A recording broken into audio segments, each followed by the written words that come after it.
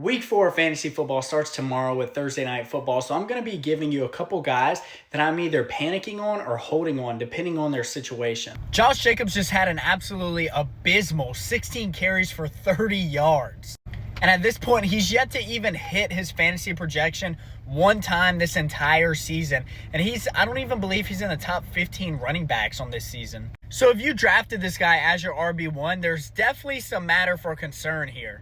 With that being said, no, we're not necessarily panicking on Josh Jacobs. He still has the ceiling to be a RB1 every single week, and his floor is a decent RB2 every week. The Packers' offense is pretty inconsistent, but it's still one of the better ones in the league and one of the more explosive ones. That's why I think Josh Jacobs, even though he's had not too great of weeks, his floor has still been 10 points, 12 points. That's a pretty good floor if you're getting that out of his worst games.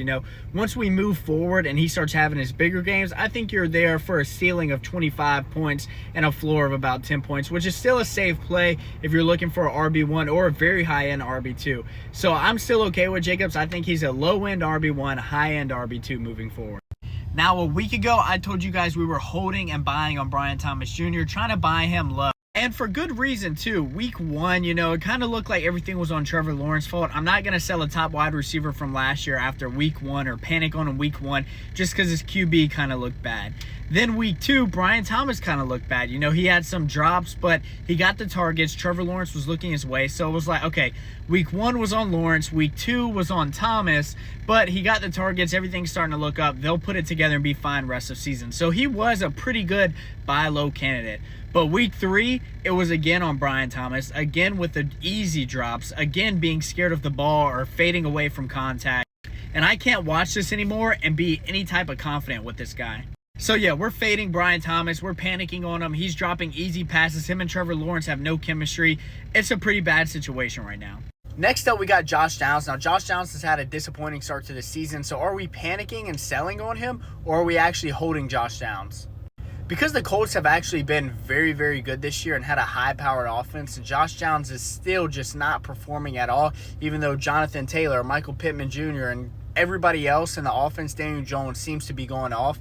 We are absolutely selling on Josh Downs. And there's probably not even much you could get for him. I doubt you could get anything decent in a trade. Maybe you can try to go and get a high upside RB down the road. Maybe somebody like RJ Harvey, who's done very bad this season so far. But for the most part, Josh Downs, you probably just got to drop him and look for somebody better on the waiver wire.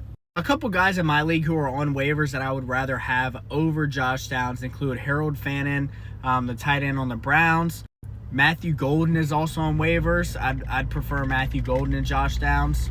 So yeah, we're done with Josh Downs. Just try to get somebody with high upside. Now, Drake London's a little bit more difficult one than the guys like Brian Thomas, T. Higgins, because Drake London, yes, he hasn't really performed, and his offense and situation looks terrible. Michael Penix Jr. looks absolutely awful. But there is still some upside, being that Drake London is still getting a huge, massive share of targets. T. Higgins is in a bad situation, and he's also getting no targets. Drake London's in a bad situation where he's still maintaining targets. So Drake London's going to be a hold. I do like him a little bit more than Brian Thomas, but I'm not going to say I'm not scared of Drake London at all. I'd just put him about a 5 on the panic meter. Drake London still has pretty good upside and should still be a wide receiver too. Must start moving into the future. He's in a lot better situation than guys like T. Higgins and guys like Brian Thomas. But Drake London still has his issues, and Michael Penix Jr. really is the one who has his issues, and that's what I'm ultimately scared of. Jamar Chase, T. Higgins, and I'll even be including Chase Brown in this. T. Higgins and Chase Brown are a panic. I am done with T. Higgins and Chase Brown. If your league mates still value them at all, try and go sell them. But Jamar Chase is a hold. We're holding Jamar Chase. He's still a top 10 wide receiver, even without Joe Burrow. He only had 10 fantasy points with Jake Browning, but he is still a decent wide receiver 1 and a very good wide receiver 2. Jamar Chase is going to be able to get you some points. He'll have probably about 15 points per game with Jake Browning. However, T. Higgins and Chase Brown are absolutely cooked. This offense is so much worse that with just the lack of passing volume and the lack of just good substantial yards in general, they're just really going to hurt Chase Brown and T. Higgins.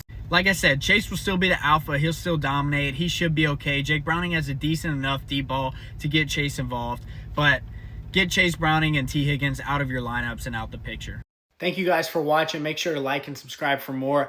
I'll be doing my QB rankings video tomorrow, so make sure to stay tuned for that. And every week, I'll be giving you my updated QB rankings, running back rankings, and wide receiver rankings for the rest of the season. So make sure to subscribe to stay tuned for all of that.